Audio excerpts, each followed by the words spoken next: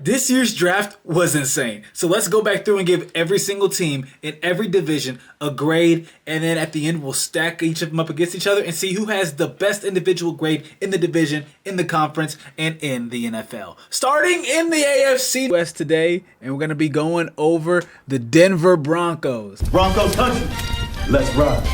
They're the last team in the AFC West. We already did the Chiefs.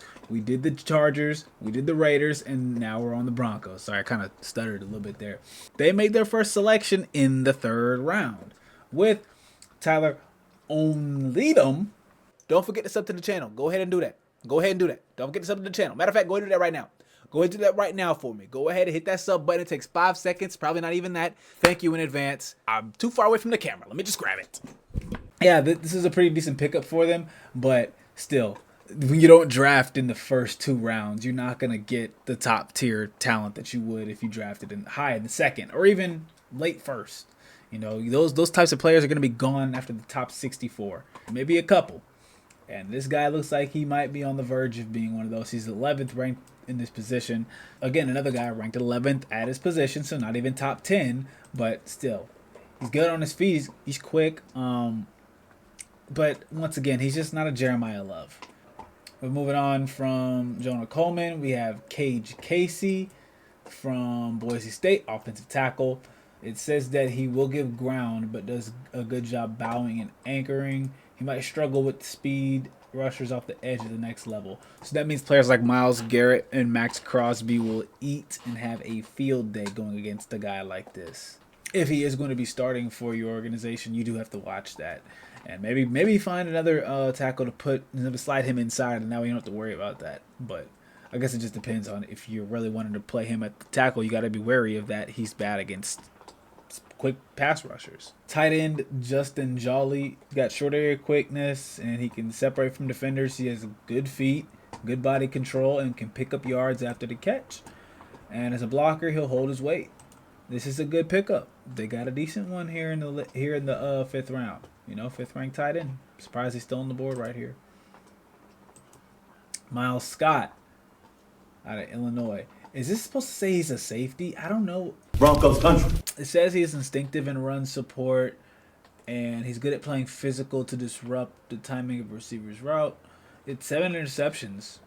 Okay, so he's definitely a playmaker on the defensive side of the ball. The linebacker out of Buffalo. I mean, 26th position ranking. When you're drafting a linebacker in the 7th round as Mr. Irrelevant, I don't know how good that guy's going to turn out to be. Now, we're not going to sit here and act like players like that cannot be. I mean, look at Brock Purdy. I mean, Brock Purdy was Mr. Irrelevant, and now look at him. He's the starting quarterback for the San Francisco 49ers. It's possible that he can become a really great player for him. Jonah Coleman slots in as the number 3 running back behind R.J. Harvey, which is why I was kind of confused why they used this pick on a running back. They kind of could have used this later. I don't know why they went running back so early. They didn't need one that bad. I mean, you already have J.K. Dobbins and R.J. Harvey because this wasn't even a deep year for running backs. It really wasn't. I mean, look at where else they have on their roster, who else they added. Justin Jolly, he slots in at number 3. I'm not seeing any of their rookie offensive linemen. He is the 2nd listed right tackle behind Mike McGlinchey, which makes sense. You know, he still has to develop a little bit before he sees playing time. So I'm not upset at that. And then their other tight end they drafted, Dallas Bentley, is not even on the depth chart. He is 5th, meaning he is not on the screen. Damn. Broncos country, let's ride. Well, let's see. Let's go look at the defensive side of the ball. Red Murdoch. Okay, that's interesting. Red Murdoch actually slotted in as the 2nd. Pretty decent draft. For what they had, what they were able to get, it was a pretty decent draft.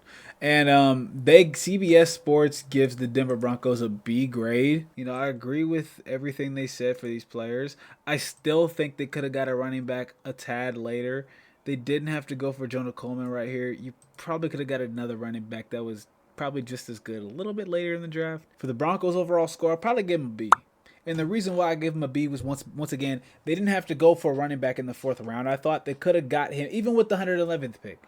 right? They could have got him in the fifth round. They could have got a different running back later and drafted a better tight end sooner. They could have drafted a better safety sooner, but instead they waited and got a safety, a tight end, and linebacker all in the seventh round. You could have used that fourth round selection on one. Instead, you used it on a running back when you probably could have signed a decent running back in free agency. These are the things, and these are the reasons why their grades drop, why they fall. Just those little decisions that change the course of a draft, that change the course of a franchise.